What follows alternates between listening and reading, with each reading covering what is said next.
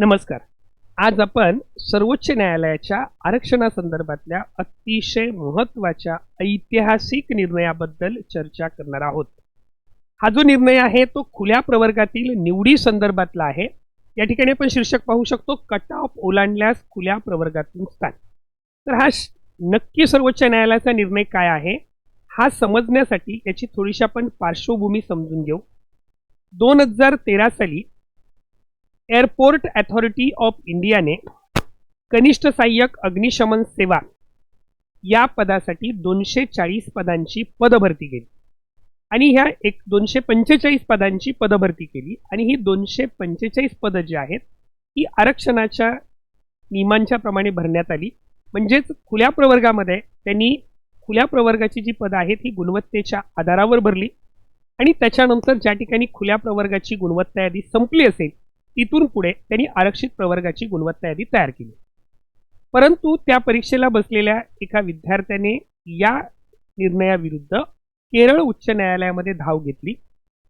केरळ उच्च न्यायालयाने विद्यार्थ्याच्या बाजूने निकाल दिला आणि केरळ उच्च न्यायालयाने खुल्या प्रवर्गात केवळ खुल्या प्रवर्गातील म्हणजे ओपन कॅटेगरीच्या विद्यार्थ्यांची निवड केली जावी, खुल्या प्रवर्गामध्ये आरक्षित उमेदवारांची निवड केली जाऊ नये असा निर्णय दिला. म्हणजे उदाहरणार्थ समजा आपल्याकडे 52% आरक्षण आहे, 48% जो भाग आहे हा अनारक्षित आहे.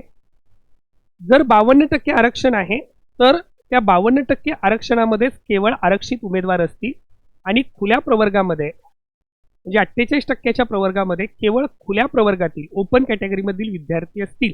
अशा पद्धतीचा निर्णय हा केरळ उच्च न्यायालयाने दिला. या निर्णयाविरुद्ध जे अपील आहे सर्वोच्च न्यायालयामध्ये सुप्रीम कोर्टमध्ये करण्यात आला आणि त्याच्या संदर्भातला अतिशय ऐतिहासिक निर्णय हा काल न्यायमूर्ती M सुंदरेश आणि न्यायमूर्ती सतीश चंद्र शर्मा यांच्या खंडपीठाने दिलेला आहे. आणि त्याच्यामध्ये त्यांनी म्हटलेलं आहे की खुल्या प्रवर्गातील जागा ज्या आहेत या केवळ गुणवत्तेवर आधारित असतील. तर या शासन निर्णयाबद्दल या सर्वोच्च न्यायालयाच्या निर्णयाबद्दल आपण सविस्तर चर्चा करणार आहोत. यामध्ये या निकालाचा जो मुख्य गाभा आहे हा थोडासा परत एकदा समजून घेऊया. अतिशय महत्त्वाचा असा निर्णय दिला, राखीव प्रवर्गातील उमेदवारांना पात्रता गुणमर्यादेपेक्षा म्हणजे कट ऑफपेक्षा अधिक गुण मिळाल्यास त्यांना खुल्या प्रवर्गातून दाखला द्यावा लागेल, ओपन कॅटेगरीमधून त्यांची निवड करावी लागेल असा निर्णय देण्यात आला. जर आरक्षित SC, ST, OBC उमेदवारांची गुणवत्ता खुल्या प्रवर्गातील उमेदवारापेक्षा जास्त असेल तर त्याची निवड खुल्या जागेवरच केली जाईल. म्हणजे उदाहरणार्थ समजा एखाद्या परीक्षेमध्ये ज्या जागा भरावयाच्या आहेत त्या जागांपैकी समजा 100 जागा खुल्या प्रवर्गासाठी आरक्षित असतील. जर 100 जागा खुल्या प्रवर्गासाठी आरक्षित असतील म्हणजे 100 जागा खुल्या प्रवर्गासाठी असतील, त्याला पण आरक्षित असं म्हणू शकत नाही. 100 जागा ह्या खुल्या प्रवर्गासाठी आहेत, त्या कोणत्याही रिझर्व्ह कॅटेगरीसाठी त्या ठिकाणी आपल्या जाहिरातीमध्ये नमूद केलेल्या नाही. तर त्या ठिकाणी ह्या 100 जागा भरताना ह्या 100 जागा गुणवत्तेच्या आधारावर भरल्या जाव्यात, गुणवत्तेच्या आधारावर भरल्या जाव्यात. म्हणजे समजा या ठिकाणी जो त्या परीक्षेमध्ये पहिला येणारा विद्यार्थी आहे, समजा ABC हा विद्यार्थी पहिला आला आणि त्याला त्या परीक्षेत 99 मार्क्स मिळालेले आहेत. दुसरा विद्यार्थी त्याला समजा 98.5 मार्क्स मिळाले. तिसरा विद्यार्थी त्याला समजा 98 मार्क्स मिळाले. चौथा विद्यार्थी त्याला समजा 97 मार्क्स मिळाले. अशा पद्धतीने समजा हे मार्क्स असतील तर हे या ठिकाणी खुल्या प्रवर्गातली निवड यादी तयार करताना केवळ त्याची गुणवत्ता विचारात घ्यावी. जर समजा हा 99 मार्क्स पडलेला विद्यार्थी SC कॅटेगरीचा जरी असेल तरी सुद्धा त्याची निवड ही खुल्या प्रवर्गातूनच झाली पाहिजे. समजा या ठिकाणी 98.5 मार्क्स पडलेला विद्यार्थी समजा OBC प्रवर्गाचा आहे तर त्याची निवड ही खुल्या प्रवर्गातच झाली पाहिजे. याचा अर्थ या ठिकाणी समजा पुढचा जो आहे हा ओपन कॅटेगरीचा असेल, त्याच्या पुढचा ओपन कॅटेगरीचा असेल, त्याच्यानंतर एखादा समजा ST कॅटेगरीचा आला तर त्या विद्यार्थ्याची निवड ही त्याच्या गुणवत्तेवरच आधारित झाली पाहिजे, ती त्याच्या आरक्षित प्रवर्गाच्या आधारे होणार नाही. आणि यामुळे फायदा काय झाला, काय फायदा होणार आहे तर आरक्षित जागेवर असणारे जे उमेदवार आहेत, जर याच्यातले जे उच्च गुणवत्ताधारक विद्यार्थी आहेत हे खुल्या प्रवर्गात जातील, आणि ज्या ठिकाणी समजा खुल्या प्रवर्गाचं मेरिट आपण अशा पद्धतीने आलो आणि खुल्या प्रवर्गासाठी 100 जागा आहेत, समजा 100व्या विद्यार्थ्याला 90 मार्क्स आहेत, 90च्या वर असणारे विद्यार्थी जे आहेत हे खुल्या प्रवर्गात निवड झाले, तर ह्या खुल्या प्रवर्गात निवड झालेल्या विद्यार्थ्यांच्या मध्ये आरक्षित आणि त्याचबरोबर खुल्या प्रवर्गातले असे सर्व विद्यार्थी असतील.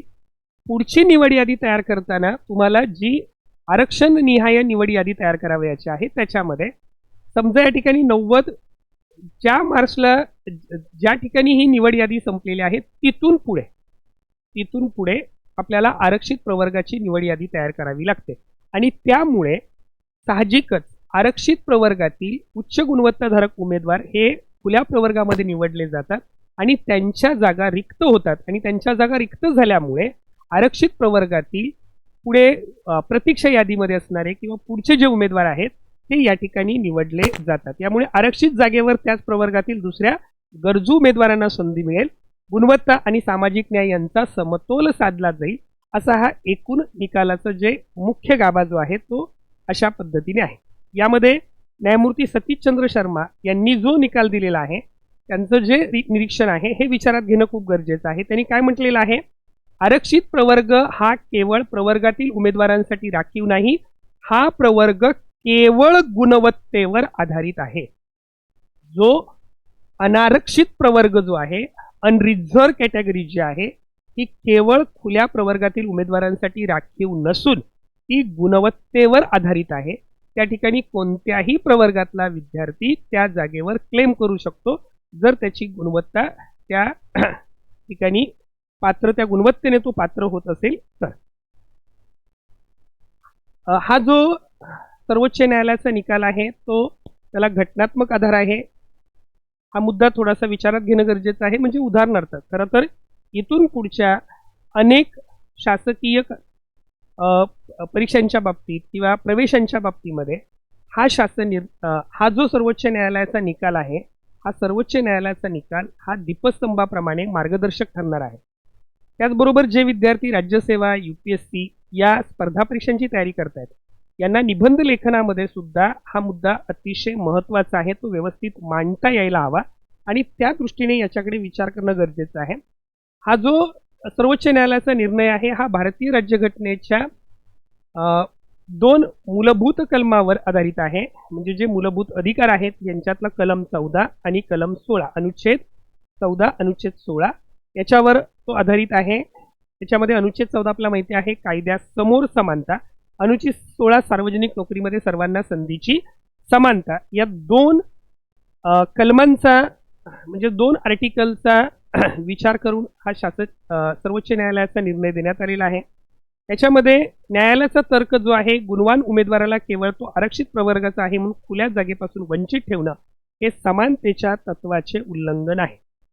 भारतीय राज्यघटनेमध्ये आपण अनुच्छेद 14 किंवा आर्टिकल 14 मध्ये कायद्यासमोर समानता हा मुद्दा विचारात घेतो, किंवा अनुच्छेद 16 मध्ये सार्वजनिक नोकरीत संधीची समानता हा मुद्दा विचारात घेतो, आणि त्यामुळे जर खुल्या प्रवर्गामध्ये आरक्षित प्रवर्गाच्या विद्यार्थ्याचा समावेश झाला नाही तर साहजिकच ते त्याला खुल्या जागेपासून वंचित ठेवणं हे समानतेच्या तत्वाच्या विरुद्ध असेल, असं निरीक्षण जे आहे हे या खंडपीठाने नोंदवलं आहे. साहजिकच सर्व विद्यार्थी जे आहेत राखीव प्रवर्गातले हे खुल्या प्रवर्गासाठी पात्र होतील का, तर त्यासाठी नेमके निकष काय आहेत हे सुद्धा आपण ह्या निकालामधून विचारात घेणं गरजेचं आहे. आरक्षित प्रवर्गातील उमेदवाराला खुल्या प्रवर्गात कधी मोजलं जाईल तर याच्यासाठी जे निकष आहेत हे निकष थोडेसे समजून घेणं गरजेचं आहे. जेव्हा त्याने किंवा तिने खुल्या प्रवर्गापेक्षा चांगली कामगिरी केली असेल, त्याचं जे मेरिट आहे हे खुल्या प्रवर्गाच्या इतर उमेदवारांच्या पेक्षा जास्त असेल, तेव्हा त्या आरक्षित प्रवर्गातील उमेदवाराची निवड ही खुल्या प्रवर्गात केली जाईल.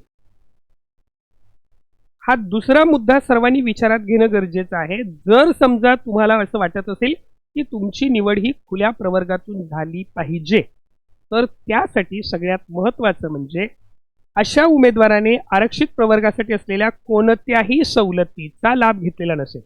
म्हणजे जर समजा खुल्या प्रवर्गासाठी आपण पाहतो की एमपीएससी परीक्षेसाठी कमाल वयोमर्यादा 38 वर्ष आहे आणि राखीव प्रवर्गासाठी कमाल वयोमर्यादा 43 वर्ष आहे. ही बाब थोडीशी प्रत्येकाने विचारात घ्या.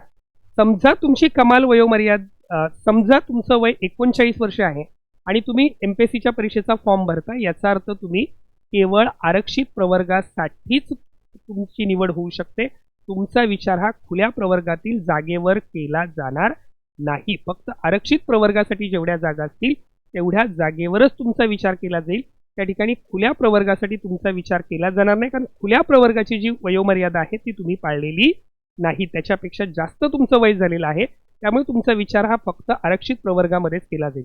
त्याचबरोबर दुसरा एक खूप महत्त्वाचा मुद्दा आहे, तो म्हणजे शुल्क सवलत. म्हणजे आपण पाहतो की सर्व स्पर्धा परीक्षांना जे विद्यार्थी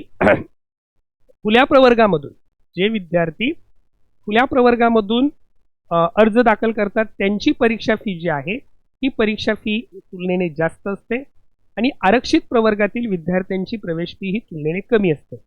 जर समजा तुम्हाला खुल्या प्रवर्गातील जागांच्यावर आपला दावा करायचा आहे, विशेषतः एमपीएससी राज्यसेवेच्या बाबतीमध्ये आपल्या लक्षात येतं की काही जागा ज्या आहेत ह्या खुल्या प्रवर्गासाठी असतात आणि त्या आरक्षित प्रवर्गासाठी राखीव नसतात. अशा वेळेला जर तुम्हाला वाटत असेल की मला खुल्या प्रवर्गातील जागेवर सुद्धा दावा करायचा आहे, तर तुम्हाला परीक्षा शुल्क जे आहे हे परीक्षा शुल्क खुल्या प्रवर्गाचं भरावं लागतं.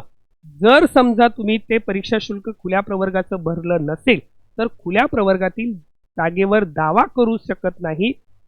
हा मुद्दा या सर्वोच्च न्यायालयाच्या निर्णयामध्ये आपल्याला दिसून येतो. अशा वेळी त्या उमेदवाराला राखीव न मानता खुला उमेदवार मानलं जाईल जर ह्या गोष्टी हे निकष त्याने पार केलेले असतील तर याची पार्श्वभूमी आपण अगोदरच चर्चा केलेली आहे. हा निर्णय देण्यामागची जी पार्श्वभूमी आहे सर्वोच्च न्यायालयाच्या खंडपीठाची, ती म्हणजे एअरपोर्ट अथॉरिटी ऑफ इंडियाद्वारे कनिष्ठ सहाय्यक अग्निशमन पदासाठी 2013 मध्ये भरती प्रक्रिया सुरू झाली. यामध्ये एअरपोर्ट अथॉरिटी ऑफ इंडियाने गुणवान आरक्षित उमेदवारांची निवड ही खुल्या प्रवर्गातून करण्याचा निर्णय घेतला, परंतु केरळ हायकोर्टाने हा जो एअरपोर्ट अथॉरिटी ऑफ इंडियाचा जो निर्णय आहे हा रद्द केला आणि आरक्षित जागावरच त्यांची नेमणूक करण्याचे आदेश दिले. या निर्णयासाठी सुप्रीम कोर्टामध्ये अपील करण्यात आलं आणि सुप्रीम कोर्टाने कालचा ऐतिहासिक असा निर्णय दिला की खुल्या प्रवर्गातील उमेदवारांची निवड ही केवळ गुणवत्तेवर केली जावी आणि त्यामुळे सर्वोच्च न्यायालयाने हायकोर्टाचा निर्णय फिरवला आणि आपण म्हणू शकतो की गुणवत्तेचा विजय झाला. त्यामुळे आरक्षणाच्या बाबतीत आपल्या लक्षात येतं की हा अतिशय महत्त्वाचा असा सर्वोच्च न्यायालयाचा निकाल आहे. हा जो निकाल आहे खरोखरच हे जजमेंट जे आहे हे पुढे लँडमार्क जजमेंट म्हणून आपल्याला उपयोगी पडणार आहे. इथून पुढे ज्या काही शासनाच्या भरती प्रक्रिया असतील किंवा शासनाचे प्रवेश असतील हे देत असताना या निर्णयाचा उपयोग आपला खूप मोठ्या प्रमाणामध्ये होणार आहे. यामध्ये आपल्या लक्षात येतं की यामधून गुणवत्तेचा विजय झालेला आहे. खुल्या प्रवर्गात केवळ गुणवत्तेला प्राधान्य दिलं जाईल हे स्पष्ट झालेलं आहे. आरक्षणाचा हेतू यामुळे साध्य होतोय. उच्च गुणवत्ताधारक उमेदवार हे खुल्या प्रवर्गात जातील, त्यामुळे रिक्त होणाऱ्या आरक्षित जागेवर त्याच प्रवर्गातील प्रतीक्षा यादीतील पुढील उमेदवारांना संधी मिळेल, असा अतिशय महत्त्वाचा असा हा सर्वोच्च न्यायालयाचा निकाल आहे. ही माहिती सर्वांसाठीच अतिशय महत्त्वपूर्ण आहे. हा व्हिडिओ तुम्हाला आवडला असल्यास नक्की चॅनलला सबस्क्राईब करा, व्हिडिओ लाईक करा आणि ही अतिशय महत्त्वाची अशी माहिती आहे की जास्तीत जास्त लोकांच्यापर्यंत पाठवा. उद्या येणाऱ्या कोणत्याही शासकीय भरतीच्या किंवा शासकीय प्रवेशाच्या अडचणीमध्ये तुम्हाला ही माहिती नक्कीच महत्त्वाची ठरेल. सर्वांना खूप खूप धन्यवाद.